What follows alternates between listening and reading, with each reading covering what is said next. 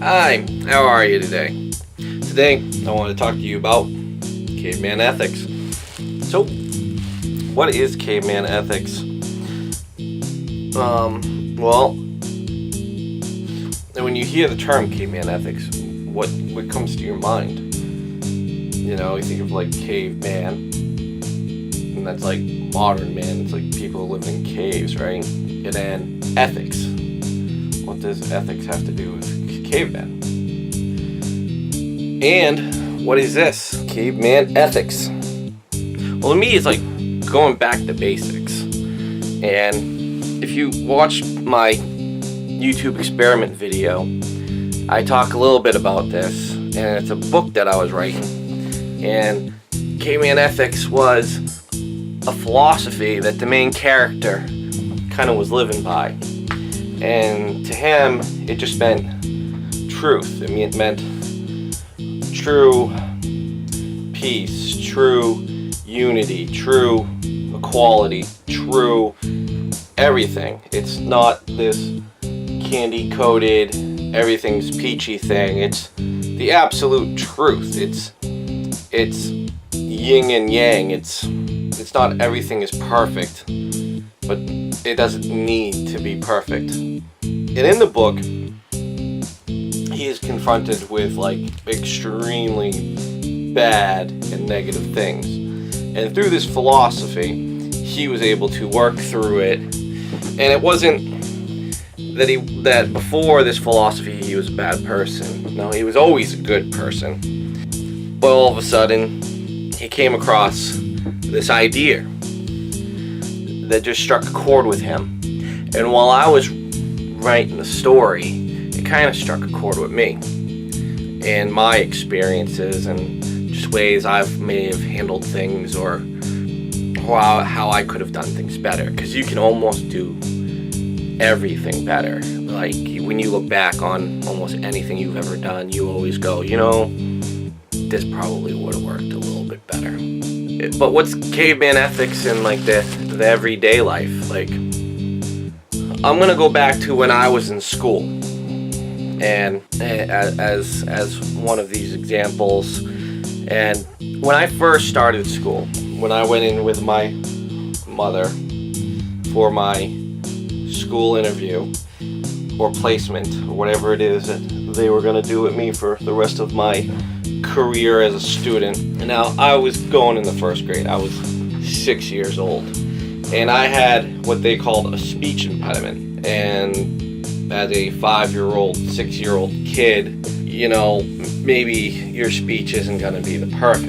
In fact, my speech probably still isn't perfect, but who really cares? But the speech impediment that they got me with, which I found interesting, is I said things like cigarettes. I said like cigarettes. And then for the word snake, I was like snake. Well, as I got older, when I started realizing different things or getting more experiences, I realized that maybe I didn't have a speech impediment. Maybe I was just kind of copying what I was hearing. And I think I was more or less slurring my speech because that's what I was hearing from the adults around me was slurred speech. So I don't really think I had a speech impediment. I definitely don't think I was speaking correctly. But anyways, so what eventually happened was I got put in the special class where I got special treatment and things were put in my favor to make things easier and more equal, just to make sure that I was safe and I was going to be okay. The problem with this is I was smarter than most of the people in my school, especially with the people that I got placed with.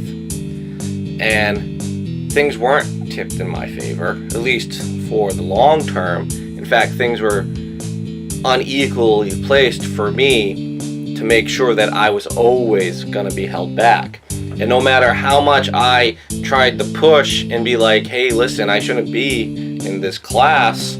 I should be with like the normal kids learning what they're learning. like, there was this time when all the kids had spelling words and they were doing 20 words and I was doing 10 or 5 sometimes because of how difficult they were, and just how I was not gonna be able to just be able to do it because I'm an idiot. But I would do all 20, and then I got 80s on them. And then the teacher got all pissed off and actually pulled me in front of the class and said, "Hey everybody, he only has to do 10 words and you guys all have to do 20. And they're like, "Wait a minute, that's not fair." And she's like, "No, it's not." And he is still doing all 20. Is that what you guys would do if you only had to do 10? And they're like, "No, we would only do 10. We all want to do 10. And she's like, "Well," and she just basically embarrassed me in front of the whole class. It was a horrible experience. She made me feel like a retard. So, as the little vindictive shit that I was, I came in the next day and I put dog shit all in the heater at the school. Yes, I don't encourage that. But when she came over and she's like, "Oh my God, what is that smell? Did somebody step in poop?" She comes over, she's like, "Can I check your shoes?" And she checked my shoes were all clean. She's like, "What is that smell?" And I was like, "Oh, there's dog poop in the heater. I stepped in poop at my house and I scraped it on the heat." She's like, "Why would you do that?" I'm just like, I don't know. I only have to do 10 words. I just don't get it. I got sent out of that class. Yes. But they don't realize that I was getting half the education that my peers were getting. And that was going to hurt me. I realized that at a young age that, wait a minute, I'm learning half as much. And this isn't cool. You know, I'm going to possibly need as much learning as I can. And I even had another teacher who wouldn't accept my homework unless I did it with one of the special ed teachers, because she thought, "All these answers are right. You must be cheating." And I used to have to go and take my tests in a separate class to keep me from cheating, because my grades just weren't adding up to them. They're like, "He's acing all of these tests." I had one teacher pull my mom to the side one day and go, "You know, he sleeps in class all day, doesn't pay attention to anything, and he's getting the highest grades in the entire class." My mom's response was, "Maybe he's bored. Maybe you're not challenging him enough. Maybe you guys just have him labeled wrong." She's like, "'Cause I know he's smart." She's like, "He comes home with big giant books about the ocean with giant words," and she's like, "He is teaching himself because you guys are not, and he is way more advanced than you think he is." Because I was a bookworm. I would go to the library and I would read as much as I could. I would learn as much as I could. I would try and figure out history on things as much as. So in a way, I wasn't actually getting taught the propaganda that the other kids were getting taught, because I was off teaching myself and reading actual books and reading actual history and all that other stuff. And I actually had time for that because they weren't challenging me in school. They thought I was an idiot, and that's how they taught me. So I'm grateful in that sense. You know, they tried to rob my education from me, but I'm glad that I was smart enough even as a kid to realize that and just realize that people are dumb. And that's just how they are. And things aren't ever going to be equal. I mean, things can't be equal. You can't equalize things by being like, you know, let's run a race. And we're going to team you up against this person that is 20 times faster than anybody else. But don't worry, we're going to break one of his legs. So he's going to be a lot slower than he normally is. That way now you can compete. No, that's not making it equal. Everyone should know their place and know that there's always going to be somebody faster. There's always going to be somebody smarter. Things aren't going to be equal. And in fact, that's what gives us our challenges, is the fact that things aren't equal, and we shouldn't try and make things equal by taking something from somebody else and giving it to another person. We're not all equally financially the same.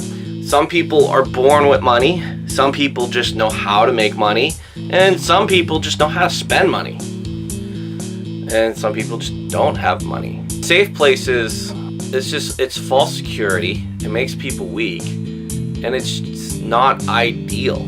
It's not. Take it from somebody who was discriminated against. I was discriminated against in school because of my speech impediment, and all the crap I had to deal with growing up, and getting in trouble and being accused of cheating, and just the stuff that the teachers would do to me and get picked on by the kids just because I was labeled different. So what is caveman ethics? Well, it's common sense. It's truth. If things aren't gonna be fair, we're not all gonna get along. Everybody and everything is different. But it's true peace. And what's true peace? Peace knowing that you got yours and I got mine, and we're gonna leave each other alone. It's not judgmental. It's not hateful. It's not envious. It's just ethical. In its rarest form. Thank you for watching the video. Like, subscribe, share. And if you're interested in these shirts or any other shirts I got, just click the link. And if you would like to learn more about caveman ethics, just keep watching.